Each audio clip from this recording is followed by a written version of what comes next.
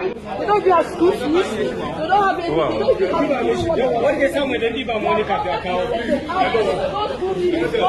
These people we are just 90-something years. That's 20. That's these days.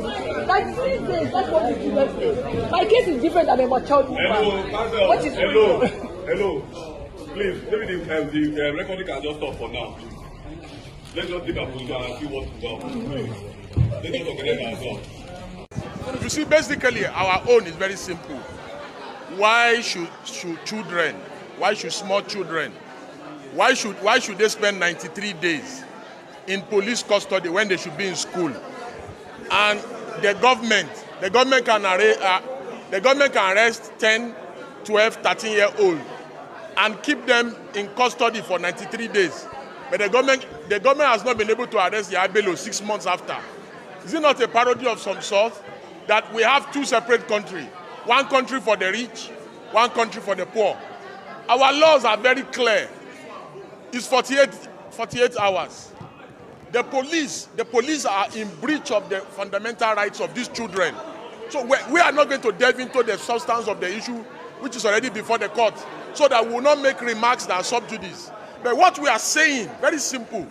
Yaya Bello, 6 months later, has not been arrested.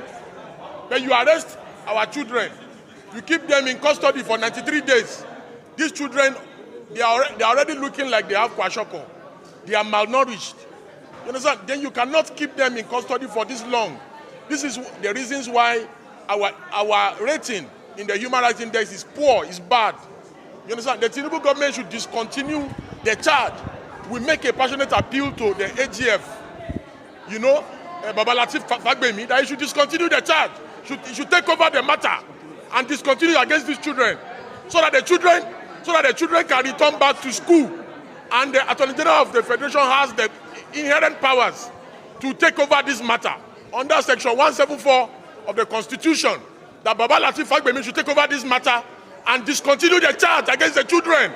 I cried in open court because of this grave injustice that has been done to these kids. Talk, you die. If you don't talk, you die. So we'll talk and die.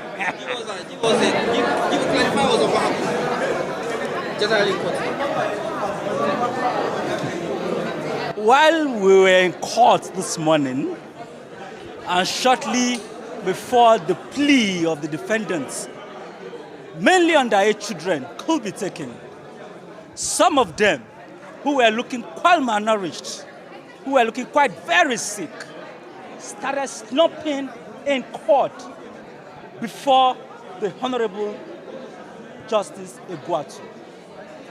Justice Iguatu, upon seeing the fainting of these young persons of school age, had to stand down proceedings abruptly. We had to rush some of these young children to the clinic within the facility of the court for them to be resuscitated. Some of them are still receiving treatment as I speak to you in the clinic.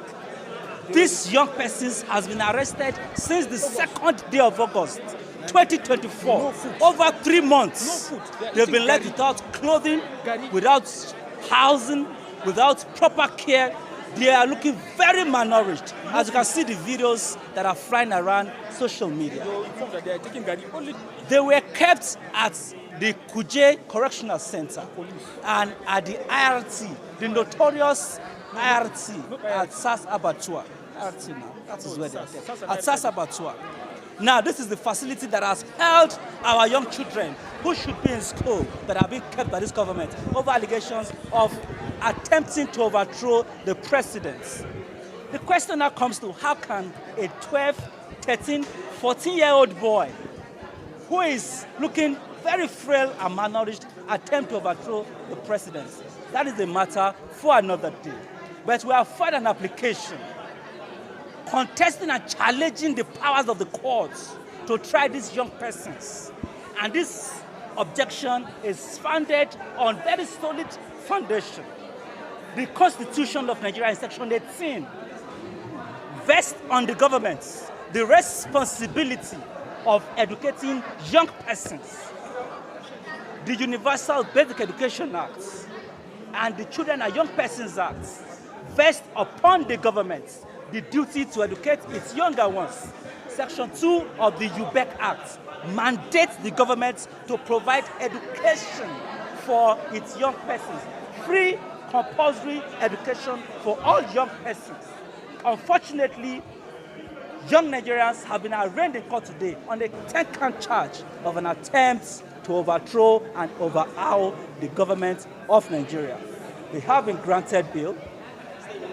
We will strive hard to meet the bail conditions if we can. The conditions are quite neck-breaking. It is like giving bail with the right hand and taking with the left hand. We will strive and do our best to perfect these conditions.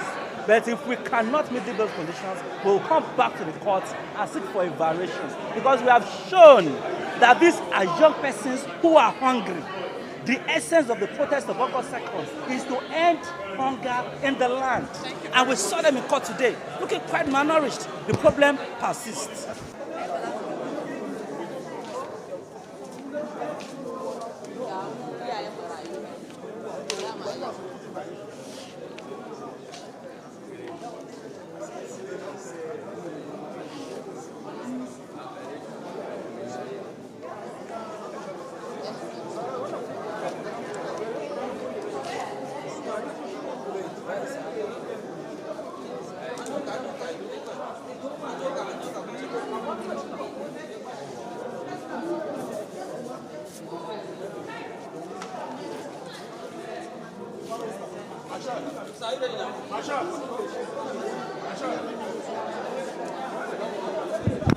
We don't get time.